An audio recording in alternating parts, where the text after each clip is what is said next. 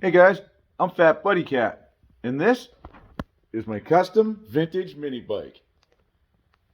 In this video, I'm going to disassemble the stock swing arm and install a modern universal suspension fork. To remove the rear shocks from the swing arm, I ended up using an angle grinder, and I just cut them off real close and then ground off the remainder. We'll just take these sweet vintage shocks and place them over here in our box for safekeeping, of course. The next section that I'm going to be taking out of this swing arm is this cross section, and what that basically is a 3/8 bushing. We're going to be using that elsewhere, so we're going to cut it real close and up tight to the swing arm itself. If you look up close, you can see what I mean by it's basically a bushing. It's a piece of tube steel that's running through holes that are drilled in the stamped out swing arm. And then they just do a weld on the back side. It would be nice to get just that weld off and get the whole length of this thing, but honestly, I don't need the entire length of it. I just need the center section and the two arms.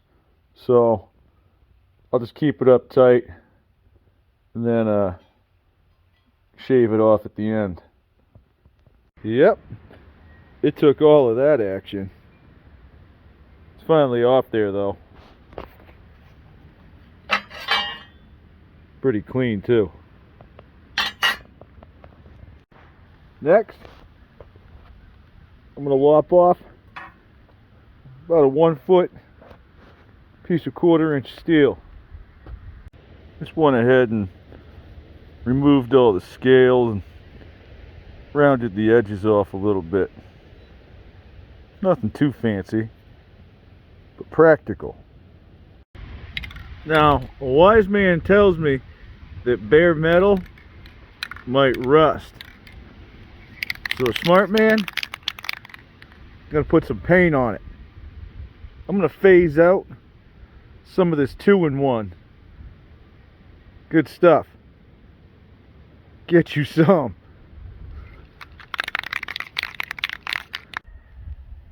Well, it's starting to get dark, and I have good base coat on here. But now, it's time for that finishing move. To hit him with that grill paint. The next morning, our slab of metal is completely dry. Now we just have to make it stand out amongst all the other ones out there. Wham bam blah jam. Make sure you check them out, guys. That's not going anywhere.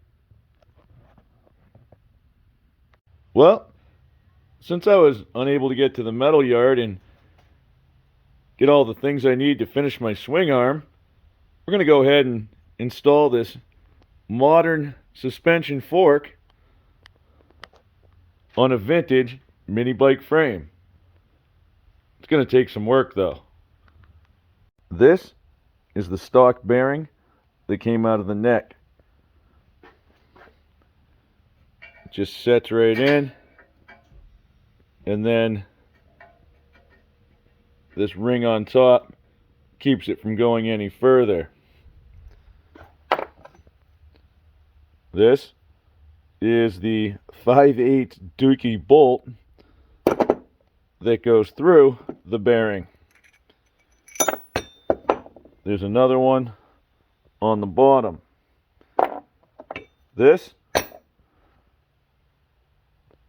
is going to be long enough because this one is adjustable.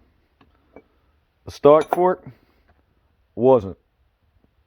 Now, we're not even completely sure that this is the actual stock fork for this bike, but you can see where the 5/8 bolt goes through, that the fork is stepped out in front a little bit. We're going to lose that, but I think it's going to be worth it. You can buy these forks on Amazon or at a reputable source like Go Power Sports. That's where I got mine. But if you do go over to Amazon and look up mini bike suspension forks, these will show up. And in their directions, they mention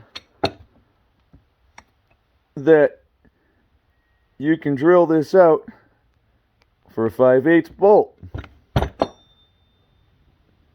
Same here.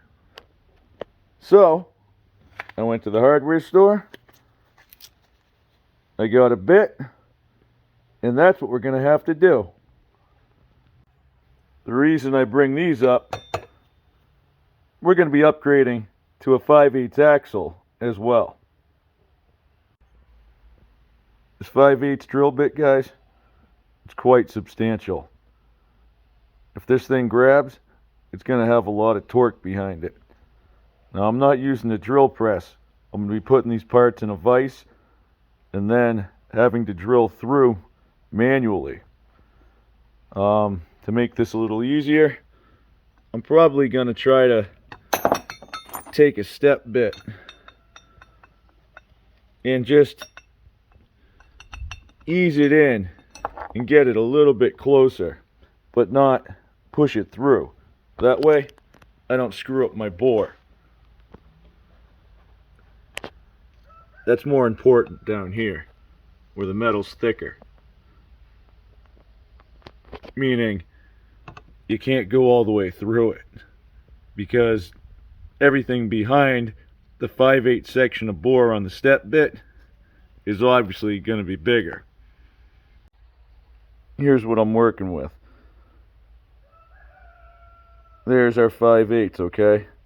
So we have 11/16 and 3/4 behind it. So if we go too deep, we'll be too big. And that is definitely not good. Where this metal is a little bit thinner, if the step is big enough, you can get it all the way through. But when these grab, these like to go too.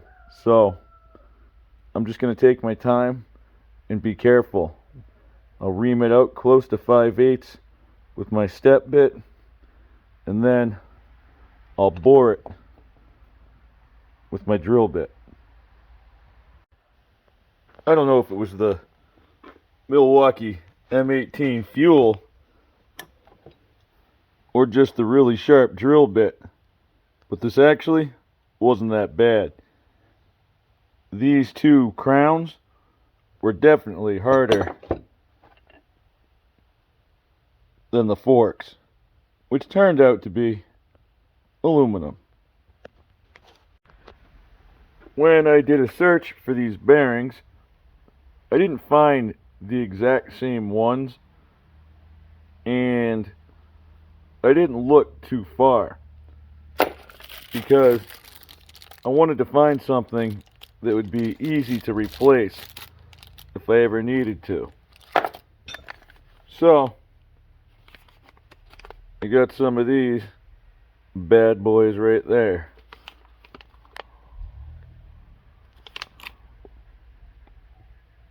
Well, we'll see what happens. Stock, or at least stock as I know it, this bike didn't have a spacer in the neck.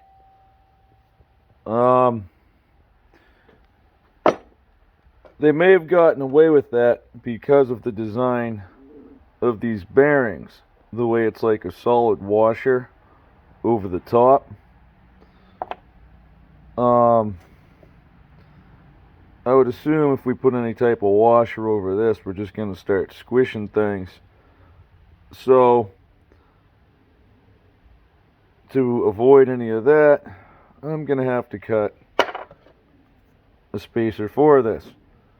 I'll measure it up and cut it. That's pretty much all I give you on that. I'm going to have to figure out the distance between these two bearings when they're inserted. Alright, so I'll probably take a total distance and then subtract 2 times whatever the distance from the bottom of the ring, snap ring I guess, to the bottom where my thumb is. To make this fit properly, especially with the spacer, I wanted to make sure that I can drop my bearings in and be able to get them back out. If this wasn't the right size and we just started banging these things in, it could cause damage or, you know, just get ourselves in a situation we don't need to be in. So I went around with the Dremel, with a little grinding stone, an emery cloth, and I just kind of honed up the top and bottom of the tube, make sure everything will seat nice. I'm going to apply a little bit of this red grease in my tube before setting my bearings in. I'll probably set the bottom one in and then put this in from the top. See, already I placed in the top one just to find out that my spacer was a little too long. I'm going to go ahead and file that a little bit. It's not much. Might have to grind it. Here's what we're looking for. The spacer's down inside, and both of my bearings are completely seated against the neck. Now that that fits, we're going to have to feed the bolt through. But we might as well include the top crown. This section on the bottom, that's going to go up against this part of the bearing here and keep it away from this part, hopefully. I just used a shoddy old spacer that I had because that is going to get squished when we tighten this thing down. It's basically just keeping the head of my bolt up above the face of the crown. I'll take a screwdriver from the bottom and I'll use that to line up the spacer as I feed my bolt through. I might as well be thorough. I'm starting to get my voice back. I went ahead and cleaned up the edge of my bolt and also the top and bottom of my spacer. I just kind of gave it like a beveled edge on the inside so that it makes it easier for those threads to go by without the possibility of damage. I'm going to push this through and I'm going to put some of my red grease on this and then feed her down. Just a little bit of the butter, nothing too serious. Now I might be using a longer bolt once this is said and done. We're going to be taking this off when we do the painting and stuff anyway. Basically, once we get the crown on and make sure that the fork tubes are on there, we know that we have a custom fit fork done. So the next step would be placing our bottom crown on, and these little steering nubs that prevent this from going too far left or right on most mini bikes is not going to apply in this situation. I'm going to take those out with the angle grinder. I just let Big Herc do his work. They gone. Put it on now. My neck pretty much tight. You can see everything moves nice and smooth. Take a look, and we're sitting right where we're supposed to be on our bearings. We even have a little bit of thread. Still going to get a longer one in there, guys. Probably a nylock nut too. Well, we might as well stage these tubes and see how it looks. And just like that, we have a full front suspension fork installation. Now, we're going to have spacers, a wheel, maybe a plate or something up in here. We're going to need handlebar risers, handlebars, and all that good stuff. But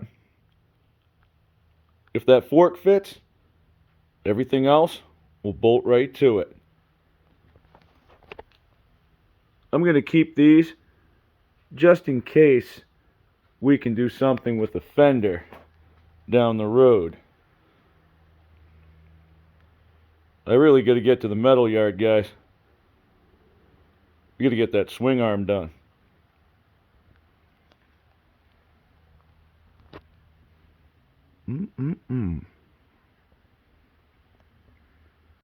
Well, guys, I have some figuring to do and some measurements to take. Tomorrow, I'm going to get down to the steel yard and get what I need. Because as always, it's a work in progress. Thanks for watching. Have a good night. And I'll catch you on the next one.